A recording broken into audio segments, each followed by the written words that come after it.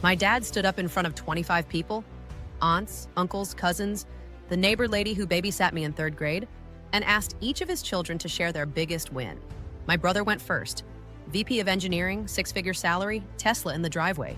My sister went next, surgical fellowship, top hospital in the state. Then my dad looked at me with that smile, the one I'd known my whole life. I gave him one number, just one. My brother left before dessert. If you're watching this video, tell me where you're from or what time it is for you.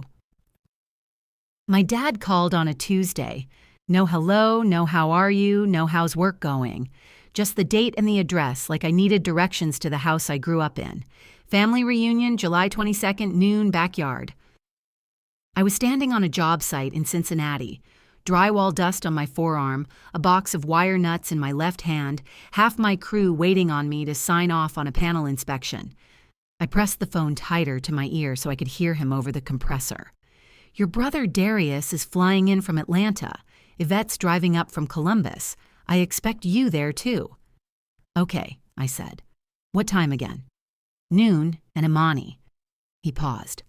I'm planning something special, a little sharing round. Everyone talks about where they are, what they've built, what they're proud of. The compressor cut off. The site went quiet. I knew exactly what that meant. It meant Darius would talk about his title, Senior VP, six-figure salary, the Tesla and the house in Atlanta with the 3-car garage he mentioned every single time I saw him. It meant my sister Yvette would talk about her pediatric residency at a hospital in Memphis, the fellowship she just finished, the paper she published in the fall. And it meant I would sit there while my dad waited for me to explain why I never finished my degree, why I still wear steel-toed boots to family functions, why I chose trade work instead of a real career. 16 years of this, and now he was going to put it on a microphone. I'll be there, I said. I hung up and stood on the job site for a long time with the wire nuts in my hand, listening to the compressor cycle back on. Let me tell you what I was walking back into so you understand what I mean when I say this wasn't new. Thanksgiving, when I was 21. Dad introduces Darius to the neighbors. This is my son Darius, just got his first engineering position, Stanford grad.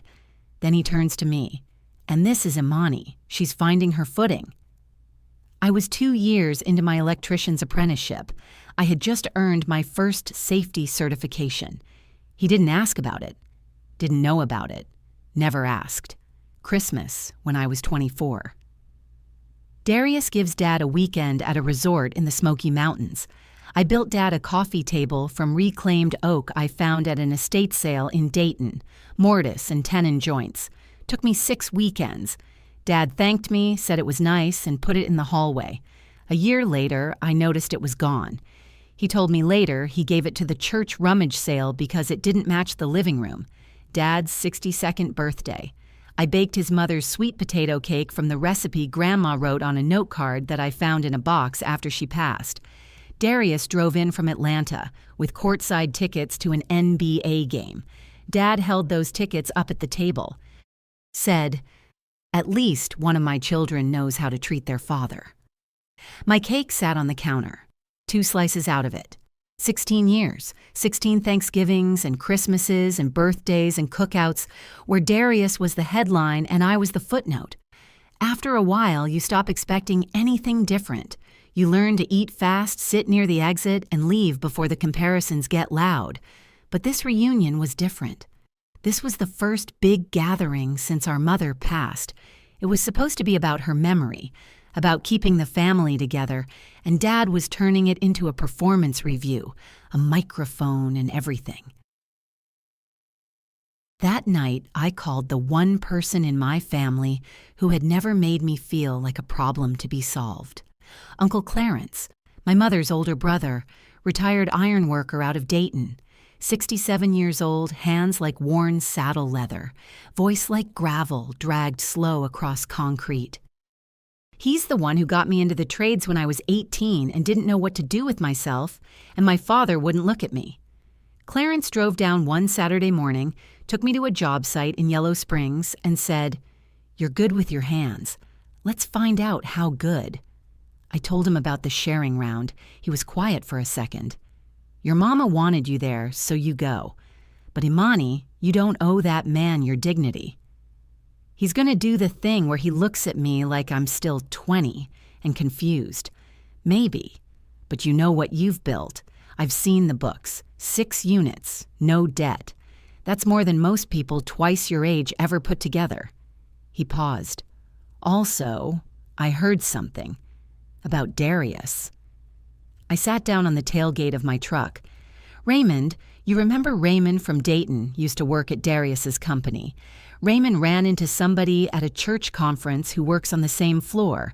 Said Darius got passed over for senior VP twice.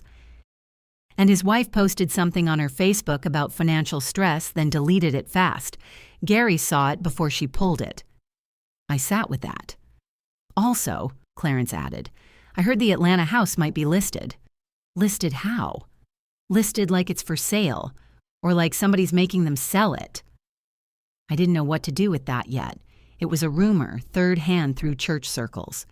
But it settled into the back of my mind the way quiet information does. Not loud, just there. Drive safe on the 22nd, Clarence said. Your mama would be proud of you. She always was. I sat in my truck the night before with the engine off and the windows cracked and the crickets going in the yard. On the passenger seat was a manila envelope from my accountant, Renee Carter. She's been my accountant and one of my closest friends since trade school. Sends me a full quarterly summary every 3 months without fail. Assets, liabilities, net cash flow, total equity. She does not believe in surprises and she does not believe in sugarcoating. I flipped the envelope open. Looked at the number at the bottom. It hadn't changed since last month, but tonight it felt different. Tonight it felt like something I could carry into that backyard and set down on the table without saying a word. I thought about bringing the paperwork with me. I had every document I'd need. Purchase agreements, appraisals, rent rolls, the whole picture. I could lay it out if I had to. Then I thought, no, if I walk in there with a folder, I'm performing for them. I'm asking for their approval all over again, and I spent enough years doing that already. I slid the envelope back under the seat and looked at the photograph of my mother tucked behind the sun visor. It was from a 4th of July, maybe 12 years ago. She was standing in the exact backyard where the reunion was going to be, holding a sparkler, laughing at something my aunt said. Her name was Gloria Thompson. She had brown eyes and a big laugh, and she remembered every one of her neighbors' birthdays without writing them down. I said out loud, I'm going. Not for him, for you. I pulled the keys out and went inside.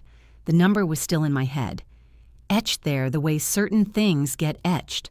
I didn't need the paperwork. $1.2 million.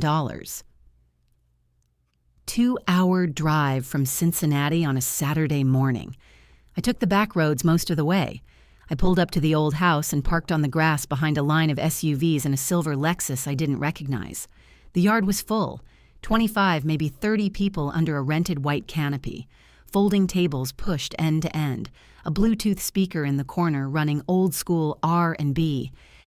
Coolers, paper plates, a full catering tray of pulled pork, and another one of macaroni. I spotted Aunt Lorraine at the far table, already working on her second plate. Cousin Marcus from my dad's side, who I hadn't seen in 3 years. Mrs. Jennings from 2 houses down, who used to watch me and Darius after school in 4th grade. She waved at me when I came through the gate. I stopped walking for a second. The house looked different. Fresh paint, a deep slate gray that was nothing like the faded tan it had been for 20 years. New gutters. The porch rail had been replaced, solid black iron now instead of the cracked white wood I'd grown up with. Somebody had put real money into this place. I figured Dad had finally dipped into his retirement savings. He'd been talking about fixing up the house since before Mom passed. I filed it away and walked to the food table. I would find out 3 weeks later who actually paid for those renovations, but that was later. Yosos. Darius pulled up 35 minutes after I did in a charcoal gray Tesla. He was wearing a vest, on a Saturday, in July, in the backyard. with a pocket square the same color as his wife Kelsey's dress, like they'd coordinated on purpose, which they absolutely had. Their 2 kids climbed out in matching outfits. A 4-year-old and a 7-year-old, both of them already looking like they understood that their job today was to be presented. Kelsey followed and didn't look at me. She hadn't looked directly at me in 4 years. Not since the Christmas where I'd overheard her in the kitchen telling Darius that I needed to get serious about my life. She was talking about me like I was a 22-year-old still sleeping on someone's couch instead of a 34-year-old woman who owned 6 properties. I watched my dad walk across the yard to greet Darius, the handshake that turned into a half hug, the backslap. The way he said, "my boy," loud enough for the people at the nearest table to hear. Darius grinned the grin of someone who has been practicing it his whole life. I refilled my lemonade. After the food, Dad stood up. He had a microphone. An actual handheld microphone plugged into a small PA speaker he must have borrowed from his church. He had arranged folding chairs in a semicircle near the canopy. He called everyone together with the confidence of a man who had been looking forward to this for weeks. "I want to take a moment," he said, "to celebrate what this family has built. Each generation, each child. I want us to go around and share what we're proud of, what we've accomplished, because that's what Gloria would have wanted. She wanted us to celebrate each other." I watched Aunt Lorraine nod slowly, pressing her lips together. She had known my mother since before I was born. I don't think she agreed with what was happening, but she wasn't going to say so. Darius went first. He talked for about 4 minutes, VP of engineering at a tech company in Atlanta. 6-figure salary, he said the range. The Tesla, the kid's private school, which he mentioned twice. He said, "I've been blessed 3 times. He said, "I've worked hard for this twice more." The cousins clapped. Dad looked like he was going to cry. Yvette went next. Pediatric residency. 2 years left. A paper she published. Exhausted and underpaid and honest about both. The family clapped again. 2 more cousins shared. A new job. A first house. Then Dad turned to me. He was smiling. The smile I'd known for 35 years. "Your turn, Imani. Tell us what you've built." I didn't reach for the microphone. I just talked loud enough. $1.2 million. I didn't break it down. I didn't explain it. I didn't give the backstory or the context or the breakdown. I just said the number and let it sit in the air. The yard went quiet. Not immediately. It took about 2 seconds for the noise to drain out, like someone slowly turning down a volume knob. Dad's smile didn't move, but his eyes did. "What does that mean, exactly?" he said. "It's my net worth, on paper, as of last month." A kid at the kids' table dropped a red cup. The lemonade spread across the paper tablecloth. Darius set his fork down. Dad said carefully, "Are you talking about your business?" "My properties. 6 of them. No debt on any of them. That's the total equity plus cash reserves." A long pause. 3 seconds, maybe 4. Then Darius said, "What, like, your truck?" 2 cousins laughed. Not mean laughter, just caught-off-guard laughter, the kind that fills a silence before anyone knows what else to do. I didn't respond. Dad pivoted. He thanked everyone for sharing. He said something about how proud he was of his children. He moved on. I finished my lemonade. So, the circle broke up and people drifted back to the food tables. Aunt Lorraine found me near the coolers. She put her hand on my arm the way older women do when they're about to say something they think is kindness. "Baby, were you joking up there, or—" "No, ma'am." She looked at me for a long moment. "Are you doing okay? You're not in any trouble?" Like the number was a symptom of something. Like real money sounded so impossible coming from me that the logical explanation was that I was lying or confused or desperate for attention. "I'm fine," I said. Later, Darius found me near the back fence. He had a paper plate with a slice of the pound cake Aunt Lorraine made, and he was eating it with the fork still in his other hand, standing up like he was doing me a favor by stopping. "You don't have to do that," he said. "Perform for Dad. We all know you're doing fine." fine. Like fine was the ceiling I should be grateful for. I wasn't performing, I said. He nodded slowly like he was absorbing that, like he was being generous by considering it. Then he said, "Well, if you ever need anything, you know I'm here," and walked back to the food table. I ate fast after that, left before dessert, same as always. Except this time, I didn't feel small when I walked out. I felt done. Done waiting for them to see something they had already decided not to see. 2 weeks after the reunion, I sat across from Renee at her office in Kenwood. She had the quarterly summary printed out and spread across the table the way she always does, clean and color-coded, 4 pages held together with a binder clip. Renee Carter does not do flattery. She does not do reassurance. She is 41 years old, went to Ohio State on a full academic ride, and has been doing my book since I bought my first property 6 years ago. She's the kind of woman who will look you in the eye and tell you your numbers are off by $80 and make you feel grateful she caught it.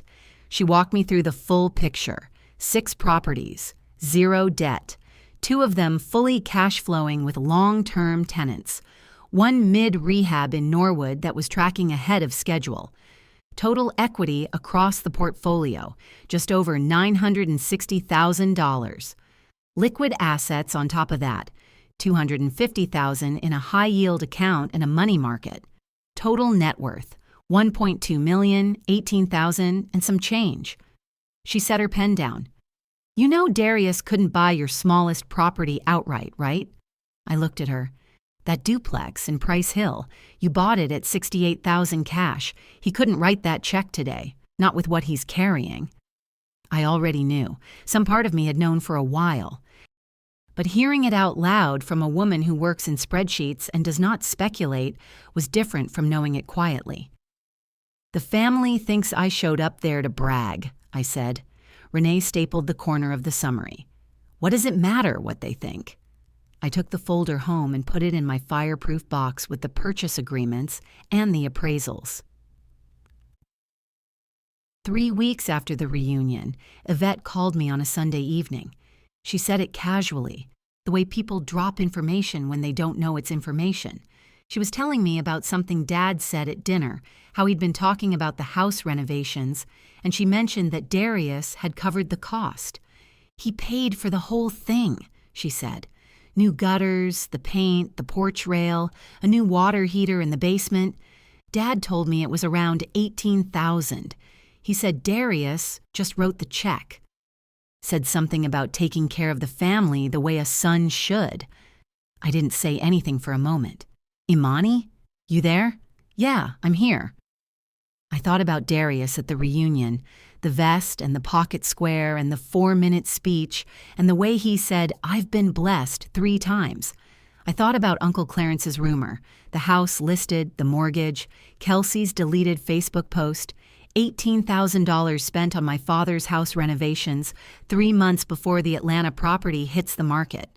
There was a word for that, and it wasn't generosity. It was positioning. You spend money on the right person before you need something from that person. Darius wasn't taking care of the family. He was making a deposit. I filed it away without saying any of this to Yvette. Sorry. Yvette started calling more after the reunion. I don't think she expected to, and I don't think she fully understood why she was doing it. The first few times were brief, checking in, asking how work was going.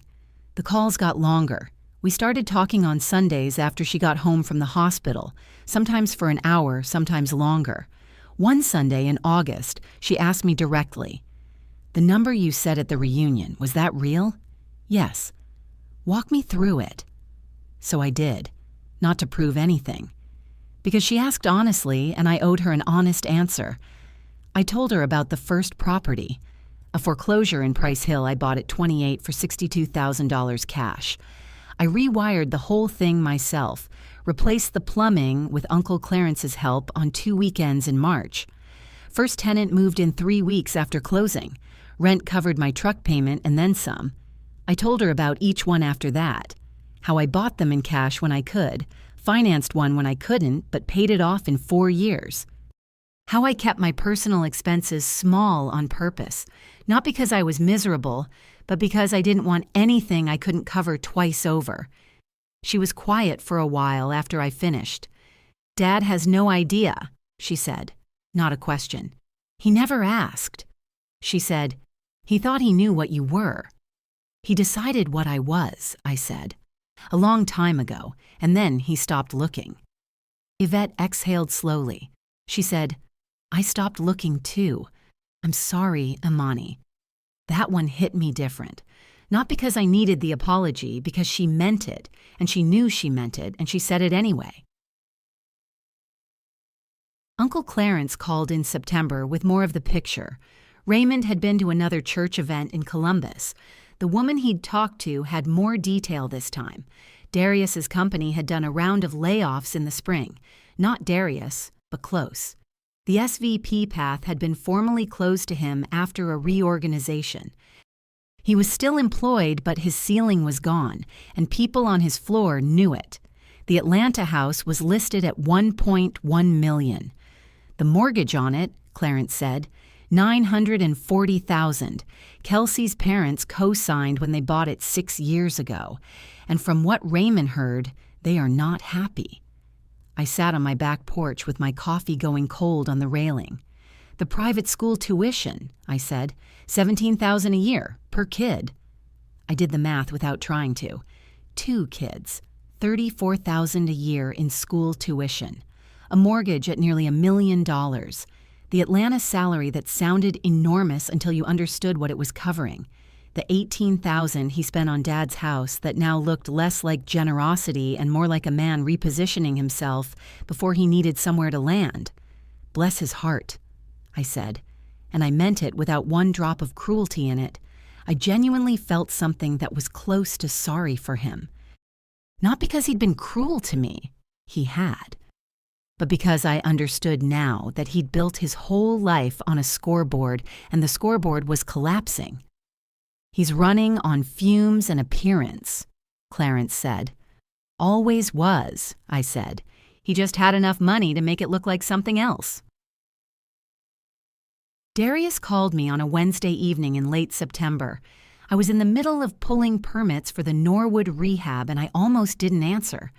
But something about the timing, the fact that he was calling me at all, which he hadn't done voluntarily in over a year, made me pick up. "I looked you up," he said. I knew what that meant. County auditor's website. Property records are public. If you know someone's name, you can look up every piece of real estate they own in Hamilton County, what they paid for it, when they bought it, current assessed value. "Okay," I said. "The number you said at the reunion." He stopped. "Is that real?" "Yes." He was quiet for a long moment, long enough that I checked my phone to see if the call had dropped. "How?" he said. Not "how did you do it?" Just how. Like he couldn't find the rest of the sentence. "I bought things I could afford with money I actually had. I fixed them myself. I kept my expenses low. I didn't buy anything to impress anybody." Another silence. Then it started coming out. Not all at once, and not smoothly, in pieces, the way real things come out when someone's been holding them too long. The SVP news, the reorganization, the house being listed, Kelsey's parents calling every 2 weeks about the cosign, the tuition due in October. "I don't know how you did it," he said again. "Darius," I said carefully, "you spent a lot of money trying to look like the version of yourself that Dad wanted. That's not cheap." A long pause. "I know," he said. I didn't say anything else. I let him have the silence. "I have to go," he said finally. "Okay." He hung up. I sat there with the permit application half filled out on my laptop and thought about 16 years of Christmases and Thanksgivings. How much easier it might have been if we'd been honest with each other a long time ago. Then I went back to the permit. Yvette told Dad everything. She told me later she hadn't planned to. She was on the phone with him the week after I told her, and he started in with something about how he hoped I was saving my money, hoped I wasn't spending everything I made, and she just said it. She told him about the 6 properties. the total equity, the cash reserves. She told him about Price Hill and the panel I rewired myself and the 3 weeks to first tenant. She told him I had been building this for 6 years without once asking him to notice. He called me 2 days later. His voice was different, flatter, less certain. "Tell me about these properties," he said. So I told him. Slowly and clearly and without trying to perform for him, I told him about each one, what I paid for it, what I put into it, what it returned. He didn't interrupt. He didn't compare. He just listened. When I finished, he was quiet for a moment. "Why didn't you tell me?" he said. Not a question exactly, more like something he was saying to himself. "When did you ever ask, Dad?" The silence that followed was the longest we had ever shared, longer than the one at the reunion, longer than any silence I could remember. "I had you wrong," he said finally. "Yeah, I'm sorry, Imani. I didn't say it's okay because it wasn't. I didn't say I forgive you because I wasn't there yet. I said, I know, Dad. And I meant it as exactly that. I know you mean it. Not that it was fixed. Just that I hurt him." Dad called again a week later.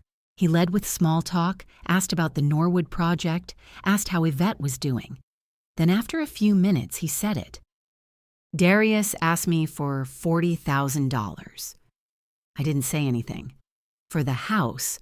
They're selling it, but they're short on the back end. I told him no. Still, I didn't say anything. I was standing in my kitchen making coffee, and I just let the coffee drip. "I know about the renovations," Dad said. "What he paid for here. I put it together after I talked to Yvette." He paused. "I'm not going to pretend that doesn't mean something, that he put that money out before he needed something from me." "You don't have to pretend anything," I said. "Your mama used to tell me." He stopped, tried again. "She used to say I had the two of you backwards, that I was so fixed on what I expected from each of you that I couldn't see what you actually were." The coffee finished dripping. "She was right," I said. "She was right about most things," he said. He stopped again.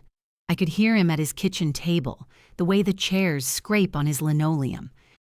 "I spent a long time being proud of the wrong things." I poured the coffee. I didn't try to fill the silence for him. That was his to sit in. "I'm working on it," he said. "I know you are," I said. It came in on a Thursday afternoon while I was on a roof in Norwood, a number I didn't recognize. Then, "Imani, this is Kelsey. I got your number from Yvette. I know we've never really talked, and I know that's mostly my fault. I don't know what's going to happen with everything right now. But I wanted you to know that I always thought you were the most grounded person in that family. I'm sorry it took me this long to say so. I read it twice, standing on the roof with my gloves in my hand. I didn't respond right away. I climbed down, finished the inspection, drove home, made dinner. I read it again that night. I sat with the question of what to say for 2 days, not because I was playing games, because I genuinely didn't know yet. There were 4 years of her not looking at me woven into those words, and that didn't just dissolve because she sent a text. On the 3rd day, I typed, "Thank you, Kelsey. I mean that. I hope things get easier for you." I sent it before I could second guess it.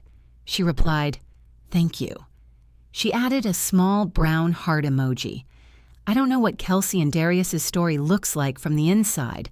I don't know who hurt who or what they chose or what they're working through. That's not my story to hold. But that text was real, and real matters. I put my phone down and went to bed. 3 months after the reunion, I closed on property number 7, a duplex in Norwood. Rear unit needed a full panel replacement. Front unit needed a new roof and a kitchen gut. My kind of project. I hired a 23-year-old kid named Devin Williams to join my crew full-time in August. He'd been doing day labor through a placement service, and I'd used him on 2 short jobs and watched him work. Fast, clean, never took shortcuts on connections. Showed up 15 minutes early every single day. I asked him on the second job why he was doing placement work instead of apprenticing with a union shop. He looked at me sideways. Nobody offered me an apprenticeship. What do you mean, nobody offered? I mean, I applied 3 times and nobody called back. I looked at him for a long moment. 18 years old. I was 18 once and nobody called back and my father wouldn't look at me. And then Clarence drove to Cincinnati on a Saturday morning and took me to a job site and said, "You're good with your hands. Let's find out how good." I hired Devin the next week. Full-time, benefits. Overtime when the projects ran long. He was the best hire I'd made in 3 years. The morning we did the walkthrough on the Norwood duplex, he ran the full electrical assessment from memory, caught a grounding issue I'd almost missed, and filled out the condition report faster than anyone on my crew. "Good catch on the grounding," I said. "Learned it from you," he said. I thought about Clarence in that moment, about how long certain things take to circle back around. Dad called in October and asked if I wanted to get dinner. Just the 2 of us. No Darius, no Yvette, no Donna his wife, no audience. "Where?" I asked. "That diner off Route 40, the one your mother liked." I stood in my kitchen for a moment after we hung up, looked at the photo of Mom I keep on the counter. The same one from the 4th of July, her holding the sparkler, laughing. Then I went to my closet and chose the clean boots, the ones without concrete on the toes, not for him, not to impress anyone, because I was walking into that diner as exactly who I am. He was already in a booth when I got there. The diner was the kind of place with vinyl seats and a pie case by the register and coffee that tasted like it had been sitting since Tuesday. He stood up when he saw me. Didn't hug me, but he pulled out the seat across from him, and for once, it didn't feel like a trap. "You look good," he said. "Thanks, Dad." We ordered. He got the meatloaf, I got the turkey melt. We talked about small things at first. The weather, his golf buddy's knee surgery, whether Yvette was sleeping enough. Then he said, "Tell me about the first one, the first property." So I told him. Price Hill foreclosure. 28 years old. $62,000 in cash I had saved over 6 years of living on almost nothing. I rewired the whole thing myself over 2 weekends. Replaced the plumbing with Uncle Clarence's help. First tenant moved in 22 days after closing. Rent covered my truck payment and the utilities with money left over. He listened. Didn't interrupt. Didn't say Darius would have done it differently. Didn't bring in a comparison or a qualification. Just listened like a man taking something in for the first time that he should have known years ago. He set his fork down when I finished. "Your mother was right about you." "She was right about a lot of things." He nodded at his plate. "I know I can't fix what I did, Imani. I know that." "No, you can't. But can I try to do different?" I looked at him across the table. This man who had hurt me for 16 years without realizing that was what he was doing, who built a scoreboard and put me at the bottom and called it parenting, who also taught me to hold a flathead screwdriver when I was 6 years old, who stood in the rain at my mother's graveside and held my hand and didn't let go.